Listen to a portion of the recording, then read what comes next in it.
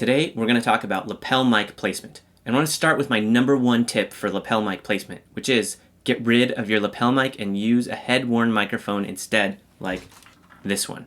Seriously, lapel microphones are really difficult to use. The audio quality is not anywhere near as good as you're going to get with a head-worn microphone.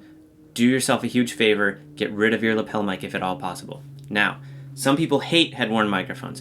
Some people have no option because their budget is too low and you've got to stick with what you have. Totally understand that. So in that case, let's take a look at a few tips, a few things to keep in mind for optimal lapel mic placement. First, never ever ever put your lapel mic beneath clothing.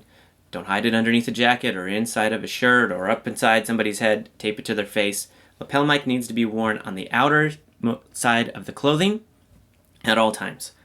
Second, use everything in your power to prevent that lapel mic from moving. So use pins, use clips, like these ones that this one came with, use tape, whatever it takes to keep that little thing away from the clothing so that it's not rubbing up against there. You've had this happen, you know how distracting it is, it's awful. Do whatever you can to keep that from happening. One common cause of rubbing is not enough slack in the line. So if you've got this too tight and someone goes to twist, it tugs and that can cause it to start to rub on the clothing. So leave enough slack, make sure this thing can't spin around and rub up against your jacket, your shirt, whatever the case may be.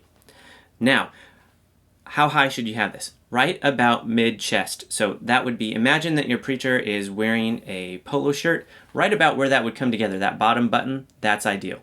Too low and you're not going to be able to hear the audio at all.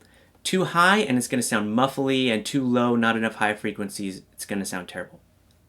If you have any other lapel microphone placement tips, leave those in the comments below.